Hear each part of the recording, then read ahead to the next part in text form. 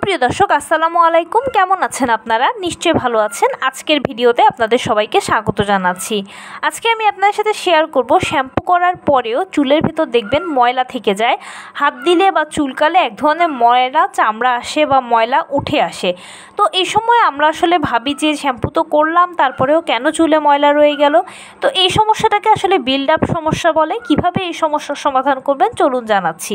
আমি আমার চ্যানেলে সবসময় চেষ্টা করি ছোটোখাটো টুকটাক দু একটা উপকরণ দিয়ে বা অল্প স্বল্প কথার মাঝে আপনাদের ছোটোখাটো সমস্যাগুলো সমাধান করতে।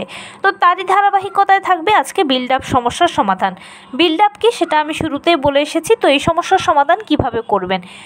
শ্যাম্পু করার পরেও যদি চুলে সমস্যা থেকে থাকে বা যদি চুলে ময়লা থেকে থাকে, তখন সেক্ষেত্রে যেটা করবেন সেটা হচ্ছে আপনার শ্যাম্পুটা প্রপারলি লাগছে না এটা বুঝতে হবে, বা আপনি ভালোভাবে স্কাল্পটাকে ম্যাসেজ করতে পারছেন না বা ম্যাসেজ করছেন না, এই জন্যই এটা থেকে যাচ্ছে ময়লাটা।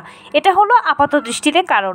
এখন এই সমস্যার সমাধানে করণীয় কি? সমস্যার সমাধানে করণীয় হচ্ছে আপনি আপনার রেগুলার যে শ্যাম্পু রয়েছে সেই শ্যাম্পুটাকে একটা বাটিতে নেবেন, আপনার চুল যতটুকু পরিমাণে সেই পরিমাণে। এর পরবর্তীতে আপনি এটার সাথে একটু পানি মিশিয়ে এটার ঘনত্বটাকে পাতলা করে নেবেন। এতে কি হবে, এটা আপনি প্রতিটা চুলের গোড়ায় গোড়ায় যখন লাগাবেন বা ম্যাসেজ করবেন তখন খুব ভালোভাবে এটা চুলের গোড়ায় লেগে যাবে। আর পরবর্তীতে আপনি যখন এটাকে খুব ভালোভাবে ম্যাসেজ করে নেবেন তখন দেখবেন যে ময়লাগুলো অনায়াসে দূর হয়ে যাবে। ম্যাসেজের ক্ষেত্রে একটা কথা হচ্ছে কি, আমাদের হাতেই রয়েছে প্রয়োজনীয় টুল, যেমন নখ দিয়ে কিন্তু আমরা ম্যাসেজের কাজটা সারি।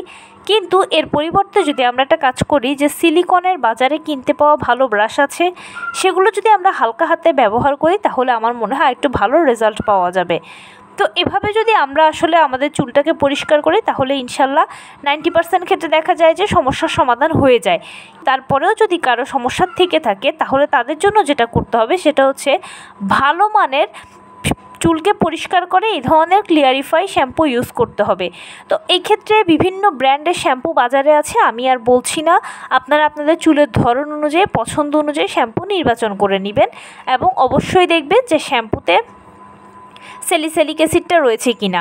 শ্যাম্পুতে যদি স্যালিক অ্যাসিড থাকে তাহলে এটা চুলের জন্য খুবই ভালো। তো এই জিনিসটা খেয়াল করবেন। তো এই ছিল আজকের ভিডিও। কেমন লাগলো বলুন? যদি ভালো লেগে থাকে ও হেল্পফুল হয়ে থাকে তাহলে প্লিজ লাইক কমেন্ট শেয়ার করতে একদম ভুলবেন না। সেই সাথে আমার চ্যানেলটিকে সাবস্ক্রাইব করার বিনীত অনুরোধ রইল। পাশে থাকা বেল আইকনটি ক্লিক করে দেবেন যেন আমি ভিডিও আপলোড করার সাথে সাথে আপনারা নোটিফিকেশান পেয়ে যান।